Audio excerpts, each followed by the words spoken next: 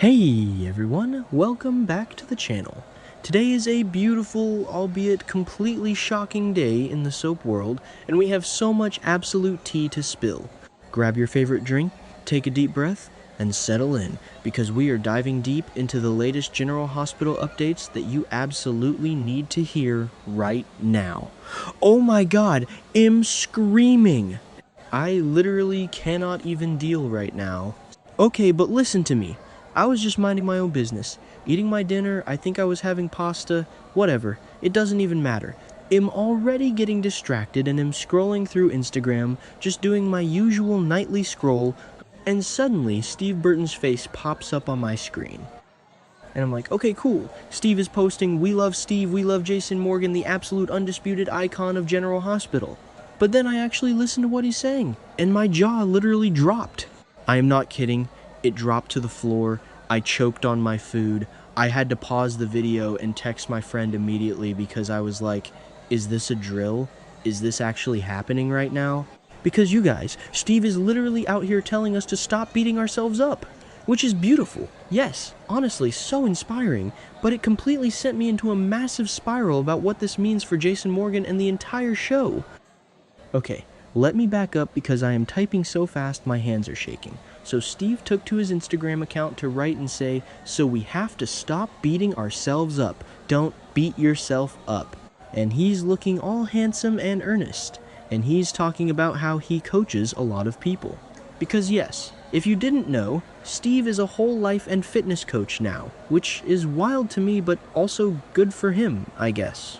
Hez saying that if he had a falter or a misstep, he would beat himself up and feel guilty, and then he wouldn't do anything positive for himself. And I'm just sitting there screaming at my phone like, Steve! Jason Morgan literally never shows himself grace! Jason Morgan is the king of beating himself up. The irony is just too much for me to handle. I can't even breathe. Hez telling us to show ourselves kindness and forgive ourselves just like we would forgive others. And I'm like, Jason hasn't forgiven himself for anything since 1995. Wait, did I already say that?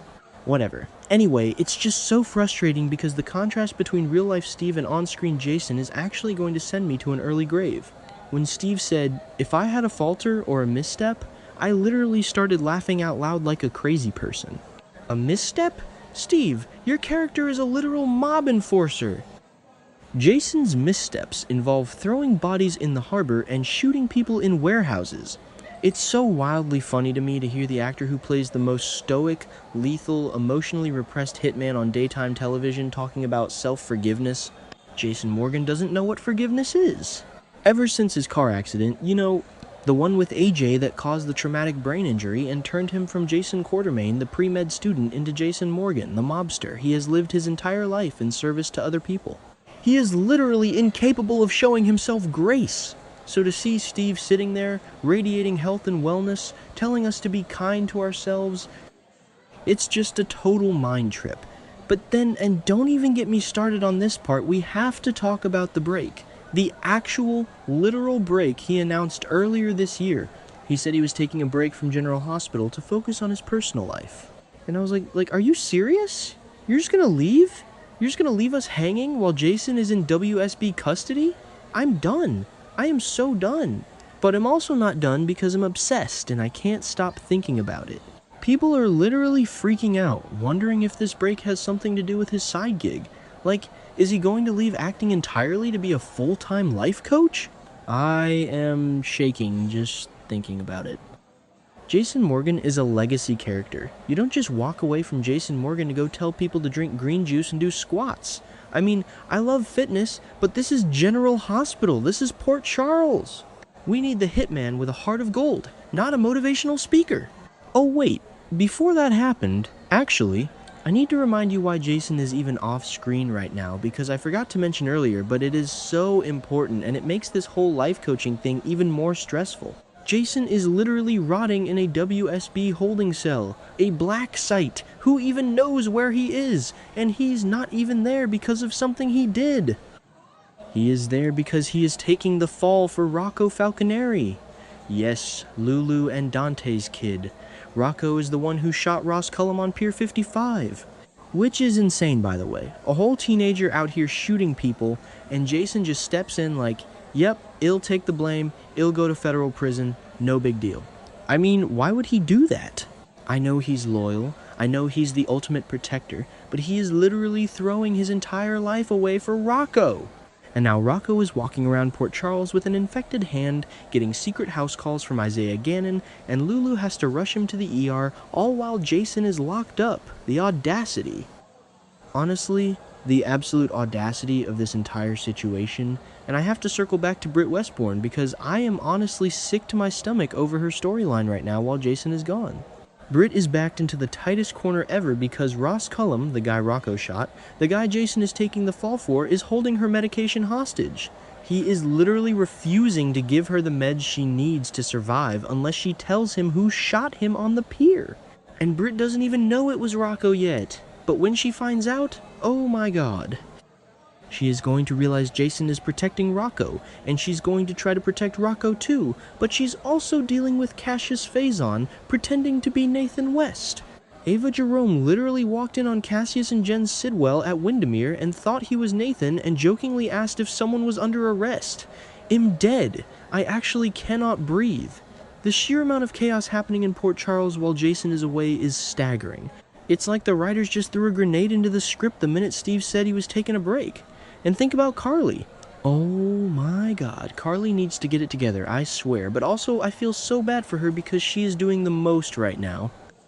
She is literally stuck in this incredibly messy, absolutely unhinged love triangle with Jack Brennan and Valentine Cassadine. Valentine is a literal fugitive hiding in her house, and Brennan is the head of the WSB.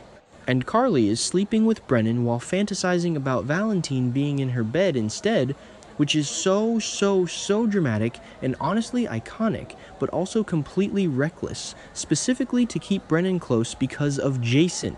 She is trying to monitor the WSB situation so she can save Jason. But if Steve Burton is out here being a life coach and never coming back, then Carly is risking federal prison and a broken heart for nothing. I'm yelling at my screen every time Carly and Brennan are together like, Carly has not coming back, has doing mindfulness exercises on Instagram. Okay, where was I? Right, so the car crash. I completely forgot to talk about the car crash because my brain is moving a million miles a minute. So while Jason is in WSB purgatory, Danny Morgan, Jason's own son, is out here acting like a total menace. Danny overheard Rick Lansing theorizing that Jen Sidwell orchestrated the whole pier shooting to get Jason out of the way so Sonny would be vulnerable. And Danny, being the impulsive teenager he is, decides he wants to go after the WSB, a child, going after an international intelligence agency.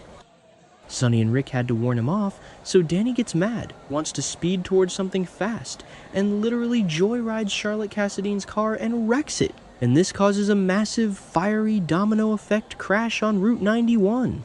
And who is in the other car? Jordan and Curtis Ashford. And why did they crash? Because they were literally making out while driving. I am not making this up. They were full-on canoodling like high schoolers on the way to the drive-in. Jordan takes her eyes off the road, swerves to avoid Danny and Charlotte, and bam! Fiery wreck! And now Jordan is in General Hospital, completely unresponsive, with a nasty gash on her face and a possible traumatic brain injury. Curtis is screaming in the ER for a doctor! Lucas Jones is trying to save her! And Valentine, who is supposed to be hiding, literally risks his freedom to act as a two-man walker with Curtis to drag Jordan out of the burning car before it explodes. And when Valentine gets back to Carly's house, what does she do? She fusses at him. She yells at him for leaving the house. I am literally losing my mind over these people.